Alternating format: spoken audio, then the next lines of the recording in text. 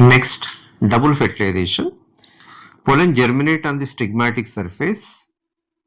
Inside the pollen tube, the generative cell divides into two male gametes. As pollen tube grows, the tissues of stigma and style reach the ovary, then ovule, enter into the embryo sac through micropylar region. The pollen tube enters into the embryo sac by destroying one of the synergid. And the synergid having finger-like projections, what do you call it is filiform apparatus, which direct the entry of the pollen tube into the embryo sac. So the two male gametes in case of the pollen tube are released into the cytoplasm of synergid cell. The key point is released into cytoplasm of synergid cell. One male gamete unites with egg cell, results in the formation of diploid zygotic cell. What do you call it is syngamy or first fertilization.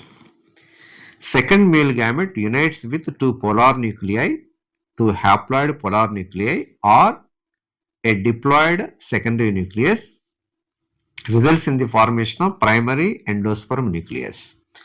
As there is a fusion or union of the three nuclei, one male gamete, two polar nuclei, what do you call it is a triple fusion.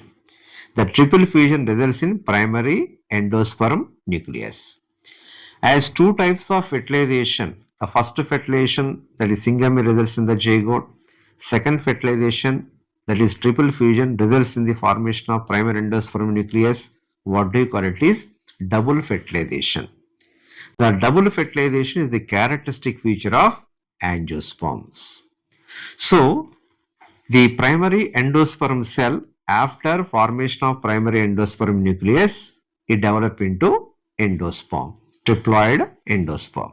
So, endosperm in angiosperm is triploid because it is a post-fertilizer product and it is the product of the primary endosperm nucleus. That's why it is triploid.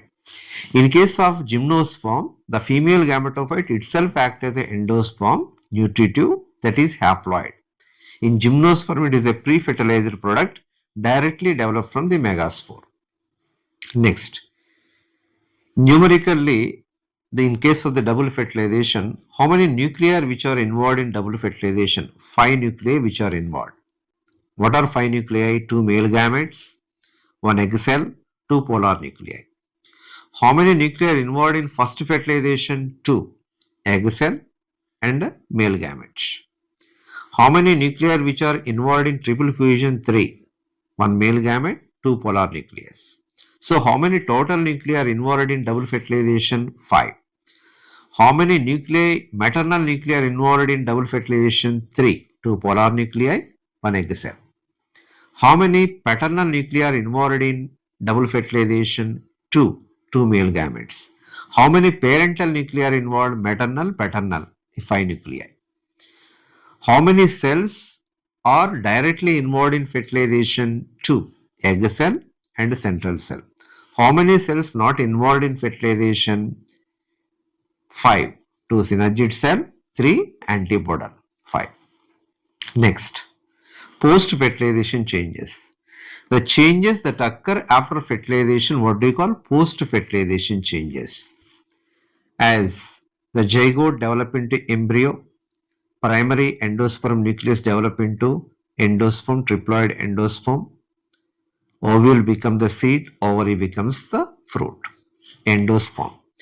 Endosperm formation precedes embryo development or embryo development follows endosperm or endosperm formation is followed by embryo development.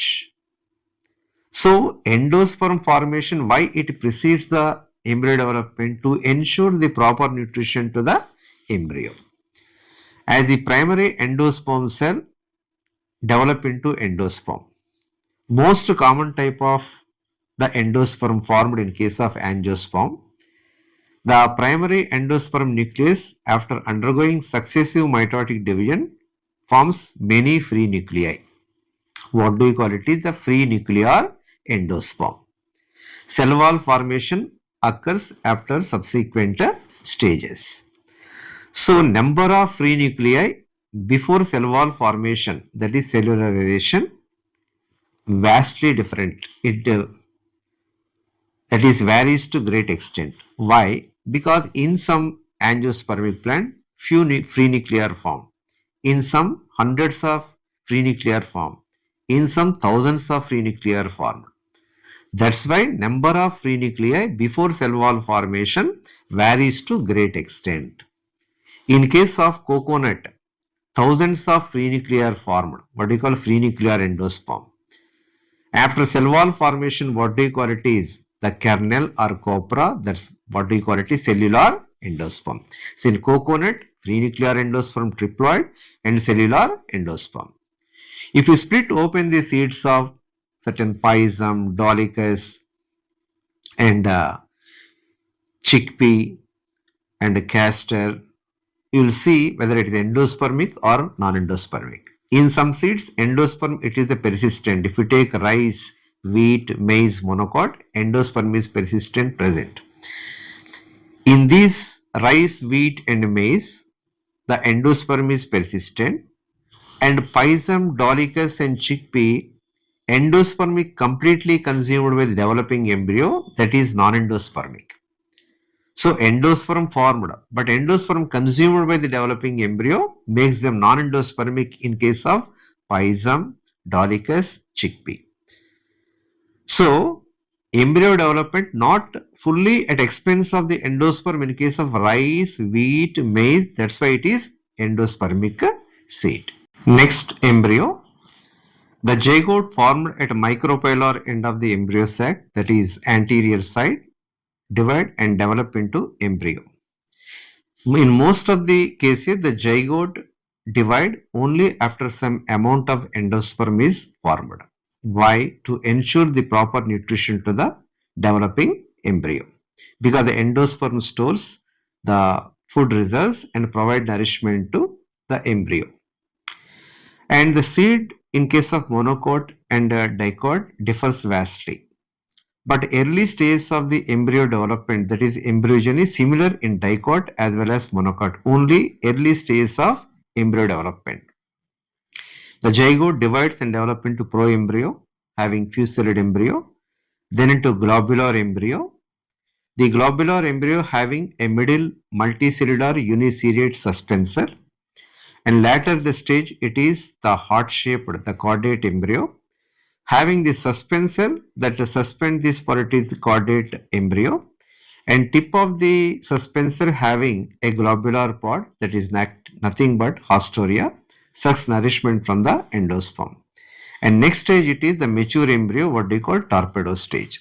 So sequential development, zygote, proembryo, globular embryo, chordate or heart-shaped embryo, mature embryo, otherwise what they call torpedo stage. Next, the seed having seed coat and embryo. The embryo having embryonal axis and cotyledon. The embryonal axis having radicle and plumule. The portion lying between cotyledon and plumule, what do you call epicotyl. So epicotyl terminates with plumule. The cylindrical axis lies between cotyledon and radicle, what do you call hypocotyl. Hypocotyl ends with terminates with radicle. Radicle, that is the root tip, having what it is root cap in case of dicot embryo. And in case of the monocot embryo, the grass family, the grasses belongs to monocot, but all monocots are not grasses. The grasses that belongs to the family Graminae or Poaceae, rice, wheat and maize. The grass family having single large shield-shaped cotyledon, what they call it is scutellum. The scutellum is present to one side, that is lateral to embryonal axis. Opposite to the scutellum, a flap-like structure, a rudimentary cotyledon, suppressor cotyledon, vestigial cotyledon, what do you call it is epiblast. So the embryonal axis, the lower end of embryonal axis, what do you call the radicle, and radicle it is protected by a undifferentiated sheath, what do you call it is coleorhiza. And in embryonal axis at the point of attachment of scutellum, above the level of point of attachment of scutellum, what do you call epicotyl. Epicotyl having a shoot apex, having few leaf primordia, surrounded by a hollow foliar structure, what do you call? Coleoptile. So, embryo of the grass differ with the dicot embryo by having coleorhiza and coleoptile. And rudimentary cotyledon, it is epiblast. If you open the some seeds, soak the seeds in case of the water and open the seeds, you will see the structure of the embryo. The structure of embryo nothing but it is having the embryonal axis and cotyledon. Embryonal axis having radicle and a plumule. So epicotyl and a hypocotyl. Next, the seed. Seed is the ultimate sexual reproductive product in case of angiosperm. The seed, it is having seed coat and embryo. The seed coat, outer testa, inner tegmen. And embryo having embryonal axis and cotyledon. The embryonal axis having radicle and plumule. Radicle develop into root, plumule develop into stem. So, radicle is embryonic root, plumule is embryonic shoot, cotyledon embryonic leaves. Embryo, it is a miniature plant or otherwise it is a future plant. As a mature seed, it may be with endosperm or without it is endosperm. If the seed with endosperm, what do you call? Endospermic seed or albuminous seed. In case of rice, wheat, maize, monocot, cereals having endosperm, and in case of dicot like it is castor, that is ricinus, having endosperm. In these plants, the embryo do not consume the endosperm completely. That's why the persistent endosperm present in these plants. What do you call? Endospermic or albuminous. In pulses like pisum, dolichos, groundnut, embryo completely consumes the endosperm, leaves no endosperm. What do you call? Non-endospermic or exalbuminous. So in non-endospermic exalbuminous seed, where the food is stored in cotyledons. In endospermic seed, where food is stored in endosperm. Next, in some seeds like black pepper and beet, the nucellus, residuous nucellus, such residual nucellus, persistent nucellus, what do you call it is? Perisperm. So unconsumed nucellus, persistent nucellus in black pepper and beet, what do you call? Perisperm. So ploid of the perisperm is diploid, nothing but it is nucellus. Next, the ovule having integument, the integument hardened and protective in case of the seed, what do you call it is? The seed coat. As the seed matures, the water content decreases. It is an evolutionary adaptive strategy to slow down the metabolical activities. As the water content reduces, even then it is having 10 to 15% of moisture by mass to keep the protoplasm in a living state for survival. So, seeds almost dry, but not it is dry because it is having a bare amount of water, that is 10 to 15% of moisture by mass. That means 85 to 90% of dry matter present, in which food results like carbohydrate, fats and proteins present. As water content decreases, metabolical activity slows down. Embryo enter into a period of rest, what they call dormancy. If conditions become favorable, that is availability of moisture, temperature, oxygen, metabolical activities resume and seed starts germinating. Next, as ovary develop into fruit, ovule develop into seed, ovary wall becomes the fruit wall, what do you call? Pericarp. The pericarp is fleshy, well differentiated into outer epicarp, middle mesocarp, inner endocarp in case of fleshy fruits like the guava, oranges, mango. And the fruit wall pericarp is not differentiated into epicarp, mesocarp, endocarp.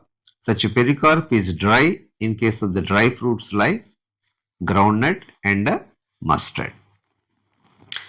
And fruits develop such adaptive strategies to disperse the seed to distant places. If you recall the mechanisms in case of the fruit, some fruits having the wings or persistent hairs, what they call the pappus in case of the tridac, help in dispersal by wind. What do you call it is anemochory. Some fruits having a fibrous mesochore help in the dispersal by water, what we call hydrochory in case of coconut. Some fruits having the hooks attached to fur of animal dispersed by it is animals. What do you call it is the jucory. So fruits having adaptive strategies to disperse the seed to distant places. Is there any correlation between the number of ovules in ovary, number of seeds in fruit? Yes. Number of seeds present in the case of the fruit may be equivalent to number of ovules present in the ovary, or number of seeds may be lower than the number of ovule because some ovules become abortive, non-functional during the development. Never the number of seeds is going to exceed the number of ovules. Next, in case of fruits, the true fruit and false fruit. The fruit developed from the ovary, what do you call the true fruit, ovarian fruit, having pericarp in case of tomato, guava, mango, groundnut, and mustard. And the other than ovary, the thalamus develop into fleshy structure in case of strawberry, cashew nut, and in case of apple, what do you call it is false fruit. So false fruits are formed after fertilization along with the true fruit. So it is a post-fertilizer product. So false fruits are always seedless because it is formed from other than the ovary. True fruits having the seeds, false fruit without seed.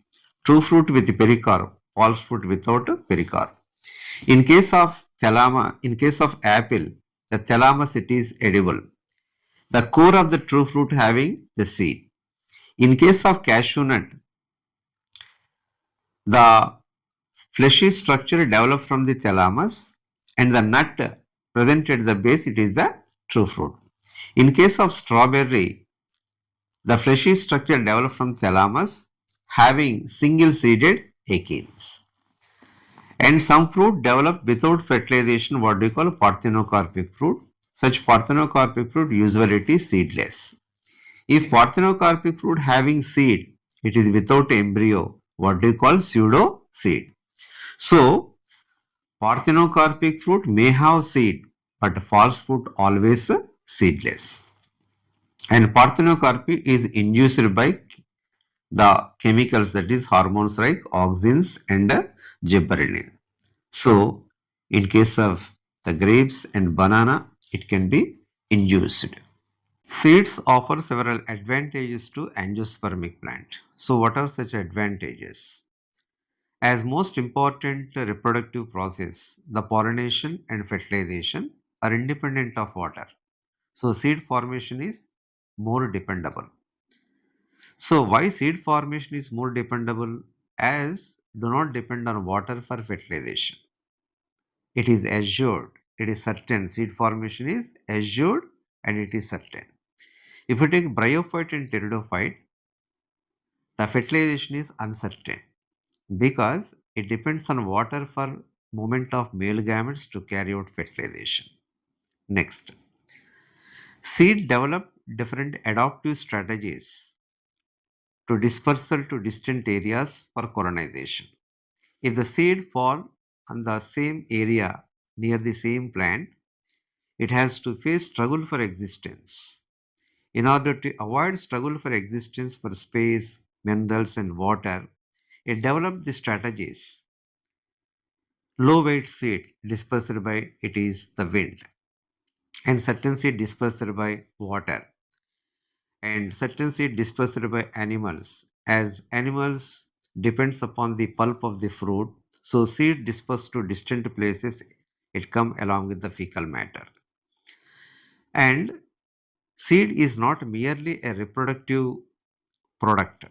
It is meant for survival as well as transportation. As seed having plenty of food reserves, young seedlings are nourished till it performs photosynthesis.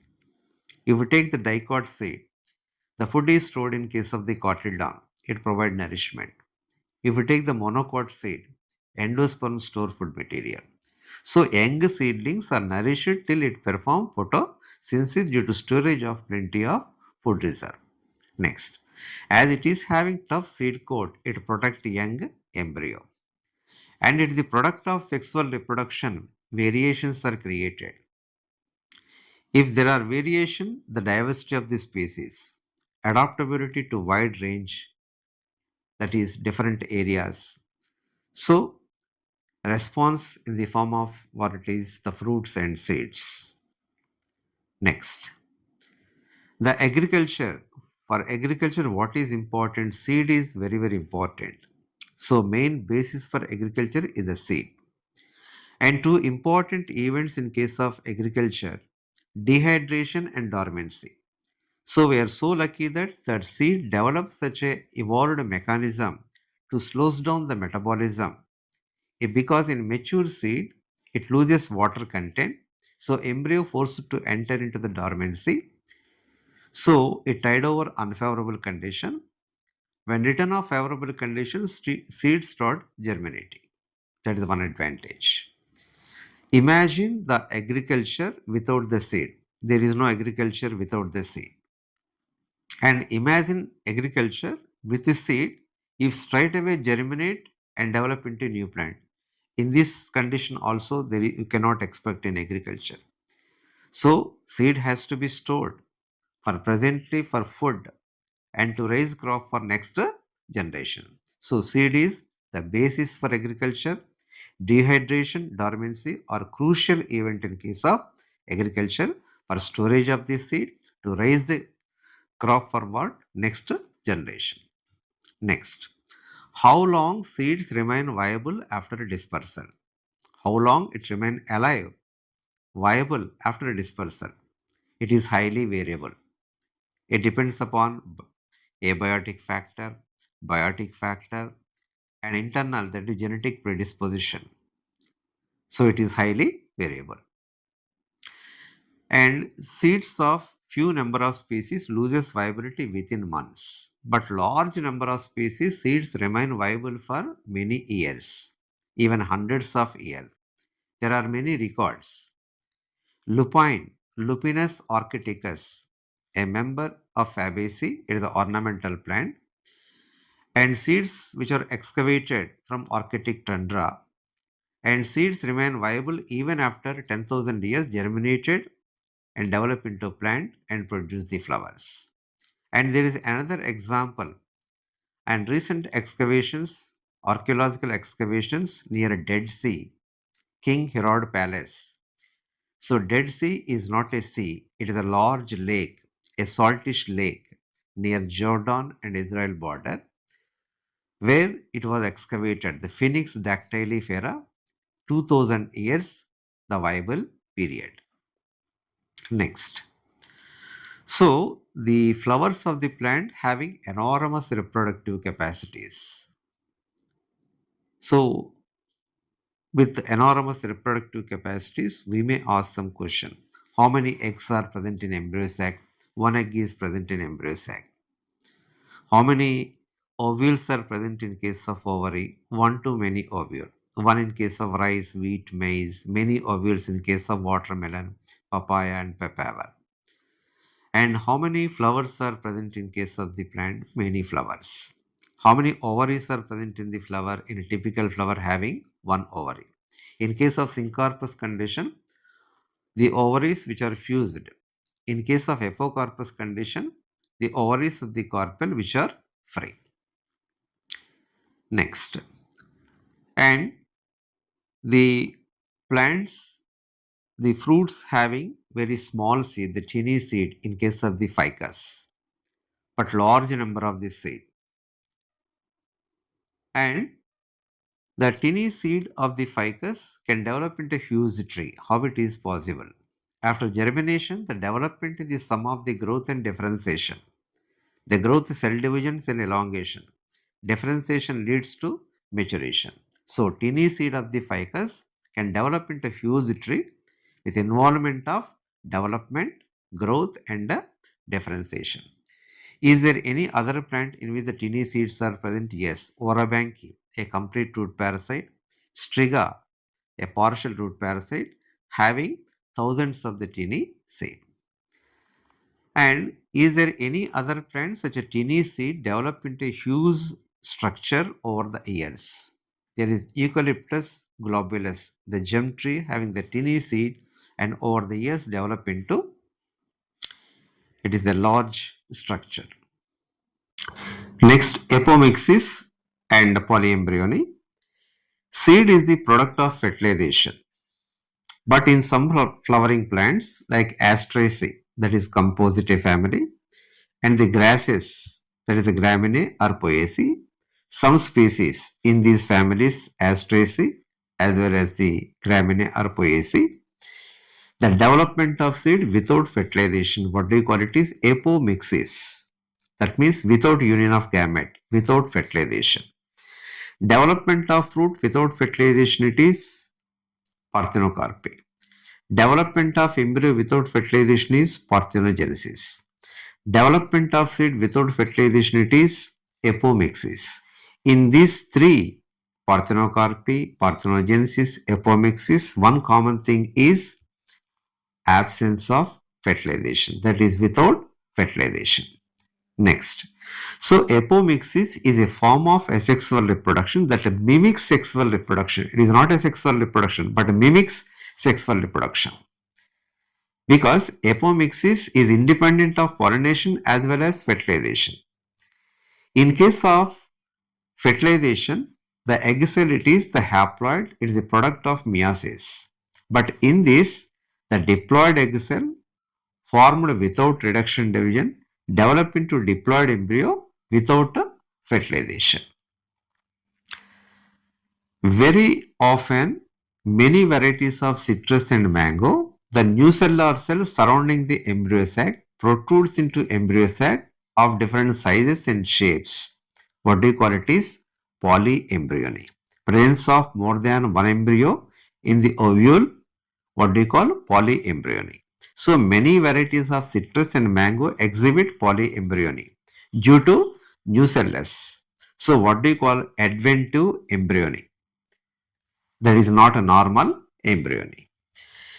And polyembryony in case of gymnosperm, it is because of presence of more than one archegonia.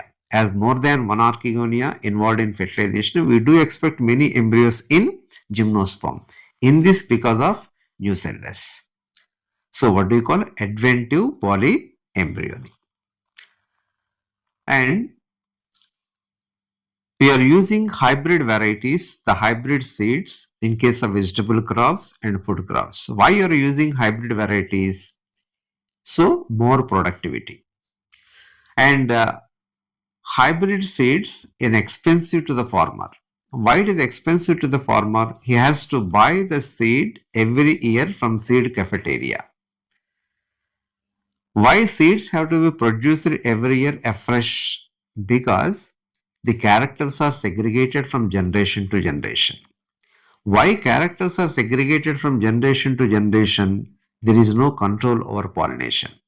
If farmer collects the seed from hybrid plant, is sown in the soil, the hybrid characters cannot be retained in case of the subsequent generation because of segregation of character. If hybrid seed made apomictic, it is highly beneficial to the farmer because there is no segregation of character. So, farmer visit the seed cafeteria once in lifetime is also expected. When it is expected, if seeds are made apomictic. But apomixis is genetic phenomena. Because of importance of apomixis, research is going on in many laboratories to understand the genetics of apomixis.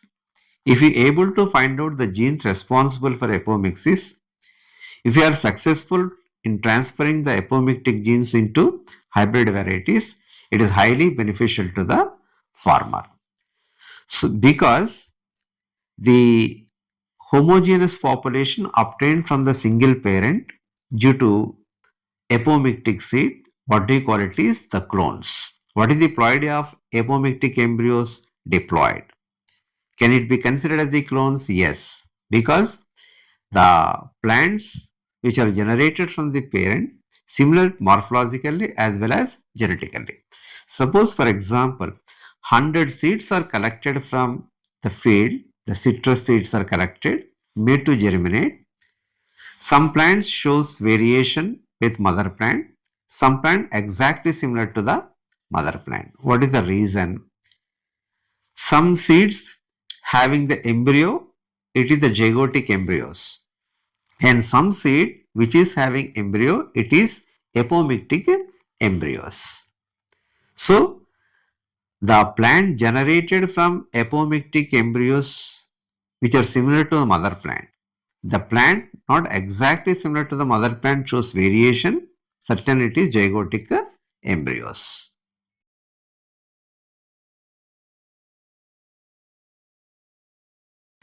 Various numerical questions with regard to sexual reproduction, with regard to meiotic and mitotic divisions, meiotic and mitotic spindles. In case of paternal side, the microsporangium, for one pollen mother cell, it undergoes one meiotic division, produce 4 pollen grains. Each pollen grain undergoes 2 mitotic divisions to produce 2 male gametes. This is the basic thing. In case of maternal side, in one ovule, one megaspore mother cell is differentiated.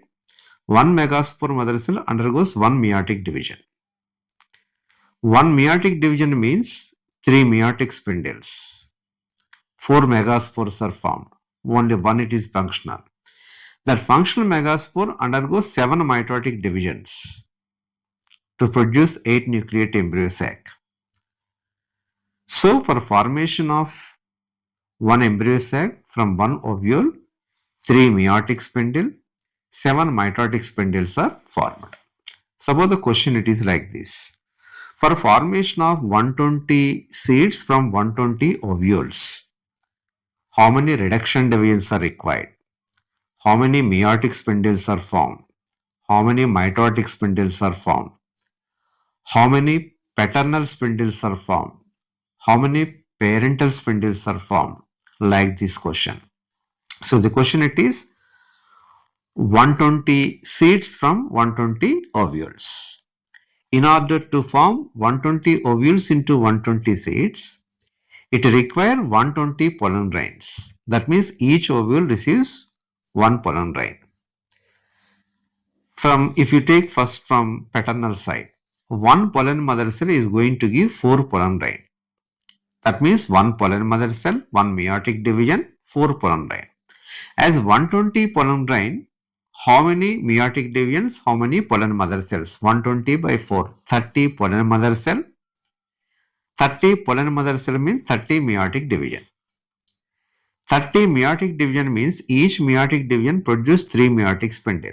So 30 into 3, 90 meiotic spindles from paternal side. And each pollen grain undergoes 2 mitotic divisions to produce 2 male gametes. As 120 pollen grain, after undergoing mitotic division to produce 240 male gametes. So 120 pollen grains are required to fertilize 120 ovule. So how many male gametes are required? 240 male gametes are required. So how many mitotic divisions and mitotic spindle it is going to produce? 120 into 2, the 240 mitotic divisions and mitotic spindle. So 30 pollen mother cell, 30 into 3, 90 meiotic spindle. 120 pollen grains, 120 into 2, 240 mitotic spindle, 240 mitotic divisions from paternal side. And if you take maternal side, 120 ovules. Each ovule, one meiotic division from one megaspore mother cell. So 120 ovules, 120 meiotic divisions. Each meiotic division produces 3 meiotic spindle, 120 into 3. That is 360 meiotic spindles. and each megaspore after 7 mitotic division produce 8 nucleate embryo sac. So for 120 ovules, 120 into 7 mitotic divisions, that is 840 mitotic divisions, 840 mitotic spindle. So overall, how many reduction divisions are required for formation of 120 ovules into 120 seed? In case of paternal side, 30 pollen mother cell, 30 reduction divisions. In maternal side, 120 ovules, that means 120 reduction divisions. So 120 plus 30, that is 150. That is n plus n by 4. 120 by 4. 30 plus n, it is 120. So nothing but it is 150. So you can calculate how many reduction divisions, how many meiotic spindle, total meiotic spindle, how many total mitotic spindle, how many maternal spindle, how many paternal spindle. So you go through this, the chart provided to you in case of the numericals in sexual reproduction.